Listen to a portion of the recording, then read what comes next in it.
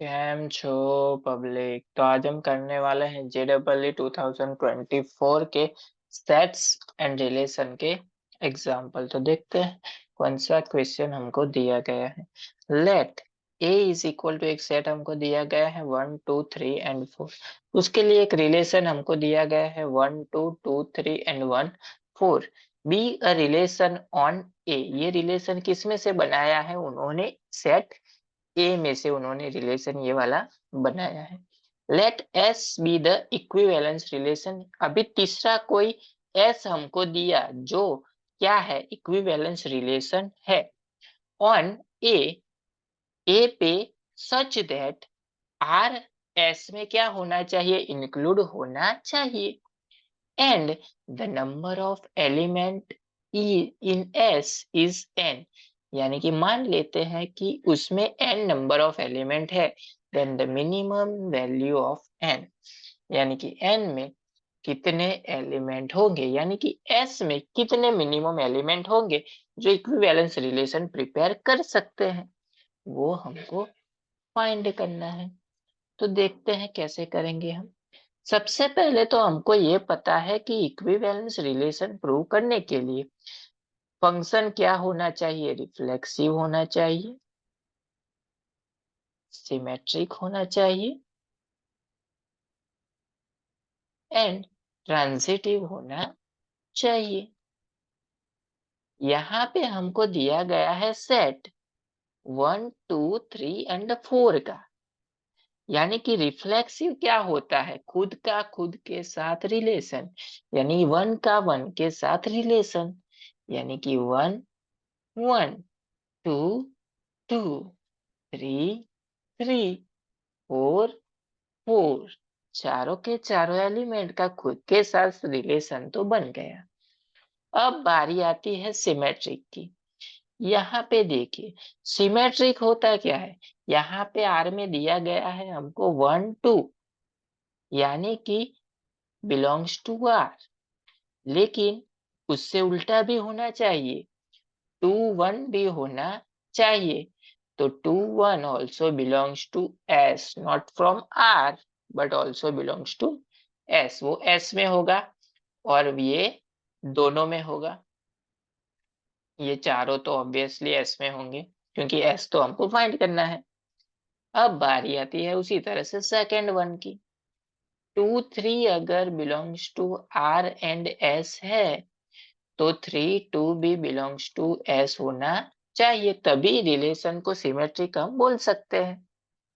उसी तरह से अगर 1 4 बिलोंग्स टू R और S है तो 4 1 भी बिलोंग्स टू S होना चाहिए।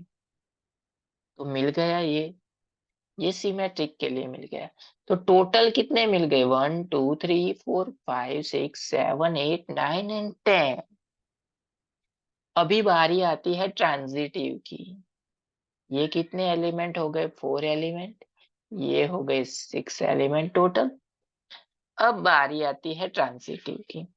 ट्रांजिटिव मतलब क्या होता है कि 1 2, इसमें से कोई भी सेट आप ले लो, जैसे कि मान लो हमने दो सेट लिए 1 2 एंड 2 1, तो 1 1 भी उस सेट में होना चाहिए। तो यहाँ पे देखिए 1 1 तो है, तो इससे दूसरा ले लेते हैं 1 2 2 3, 1 3 नहीं है।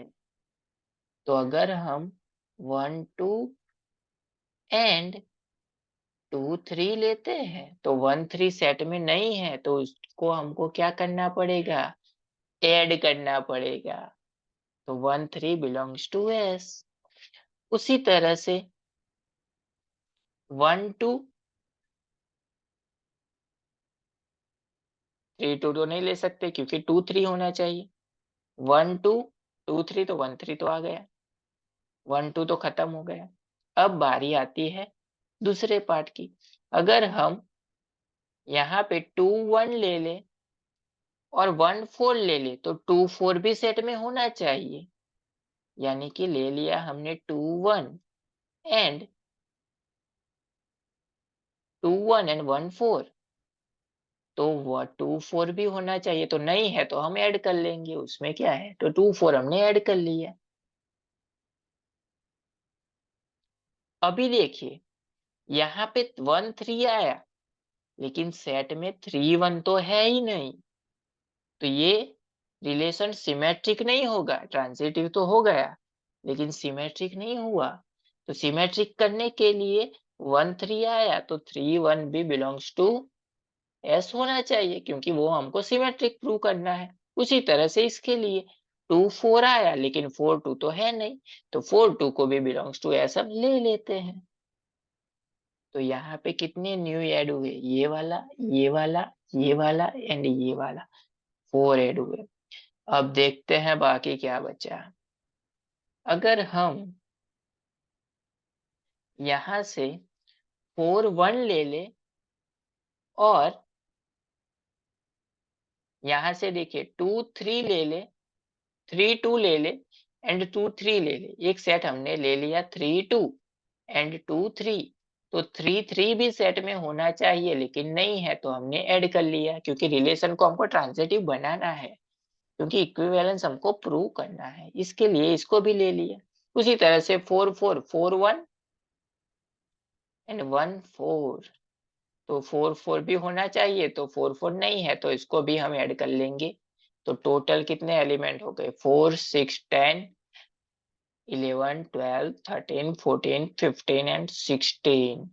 तो इस सेट में हो जाएंगे 16 element, minimum value of n।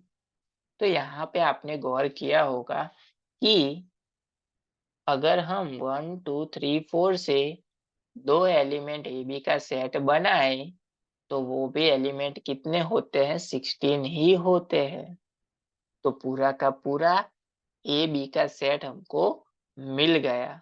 तो इसमें टोटल एलिमेंट हो गए 16, क्योंकि इक्विवेलेंस रिलेशन प्रूव करने के लिए हमको सारे एलिमेंट ये चाहिए थे।